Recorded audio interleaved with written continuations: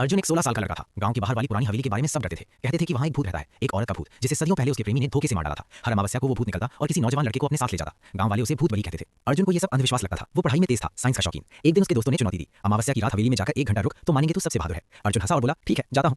अमावस्या की रात, चांद नहीं था, सिर्फ अंधेरा। अर्जुन टॉर्च, एक छोटा चाकू और अपनी साइकिल लेकर हवेली पहुंचा। दरवाजा खुला था, अंदर धूल और सन्नाटा। उसने हवेली के बड़े हॉल में बैठकर मोबाइल पर टाइम देखना शुरू किया। आधी रात हुई, हवा चली, ठंडी, बहुत ठंडी। टॉर्च की लाइट फ्लिकर करने लगी। फिर दूर से एक औरत की रोने की आवाज आई। धीरे धीरे करीब आती हुई। अर्जुन का दिल तेज धड़का, लेकिन वो उठा नहीं। वो जानता था डरने से ही भूत जीते हैं। अचानक सामने एक सफेद साड़ी वाली औरत प्रकट हुई। चेहरा पीला, आंखें खाली, बाल बिखरे हुए। वो रोते हुए बोली, मुझे छोड़कर चला गया था वो, अब कोई मुझे साथ ले जाए।